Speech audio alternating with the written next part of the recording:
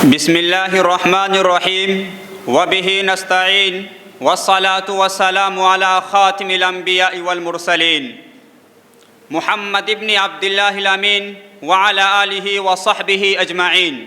اما بعد، ہے زندہ فقط وحدت افکار سے ملت، ہے زندہ فقط وحدت افکار سے ملت، وحدت ہو فنا جس سے وہ الہام بھی الحاد.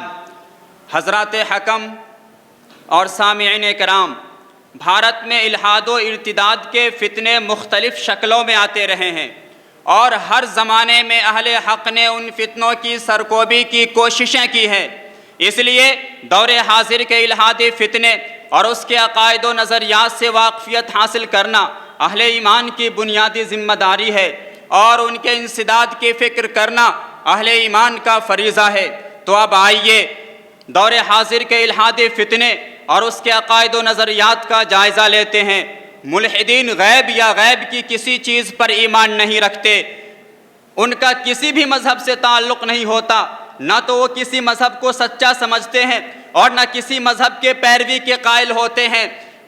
وہ مذہب کو مصیبت کی زنجیر سمجھتے ہیں اور تمام مذاہب کے مسلمات کو قصے اور کہانیاں قرار دیتے ہیں، اور وہ کہتے ہیں کہ ہم ایسی چیزوں کو قبول نہ کریں گے جس کو جو حواس خمسہ یا عقل یا اب تک سائنس نے ثابت نہ کر دیا ہو. خلاصہ یہ ہے کہ ملحدین کا مذہب سائنس ہے، وہ سائنس کے پجاری ہیں، تحقیق دین کے نام پر تحریف دین کرتے ہیں، اللہ تعالیٰ کے وجود کے قائل نہیں ہیں اور بلکہ وہ دیگر مغیبات کو بھی نظر انداز کرتے ہیں.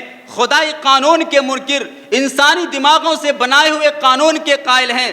ان کا یہ دعویٰ ہے کہ سب کچھ ٹائم اور سائنس کا نتیجہ ہے. ایک شے تھی، اس میں انقلاب آیا، ہوتے ہوتے دنیا بن گئی، انسان ایک حادثاتی طور پر پیدا ہو گیا، پھر وہ خود بخود مر جائے گا، پھر اس کا کوئی وجود نہیں ہوگا، نہ آخرت کا تصور نہ حساب و کتاب کا خیال. وہ یہ کہتے ہیں کہ یہ معنی سنت غلط ہے، اجماع امت بھی غلط ہے، کہتے ہیں کہ قرأت سبا بھی غلط ہے، مرتد کی حد ساقط ہو چکی ہے، حلت و حرمت کا مدار عقل و فطرت ہے، خودکشی کرنا اللہ پر فتح یابی ہے، تفسیر قرآن کے لیے عربی جاننا کافی ہے، اب حفاظ کرام کی ضرورت نہیں رہی. شیدایان اسلام عقل پرستی کا دورہ ہے، اسلامی عقائد و اعمال میں فتنوں کا ایک شورش برپا ہے، ہر کوئی اسلام کا ٹھیکیدار نظر آتا ہے، تجدید دین کا نعرہ بلند ہو رہا ہے، سلاست لسانی اور چرب زبانی سے اسلام کی چہار دیواری میں رخنہ اندازی ہو رہی ہے.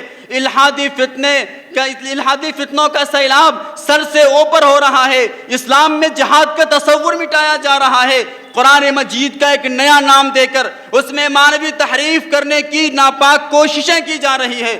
حضرات گرامی، دور حاضر کے تجدد پسند الحادی فکر کے علم بردار ڈاکٹر جاوید احمد غامدی صاحب، انجینئر علی مرزا صاحب، عمار خان ناصر صاحب، زید حامد صاحب، یہ تو چند نام ہیں. معاشرے میں ایک بڑی تعداد اسی فکر کی حامل ہو گئی ہے اور بڑی حیرت ہے کہ اس میں بے شمار دانشوران بھی شامل ہیں.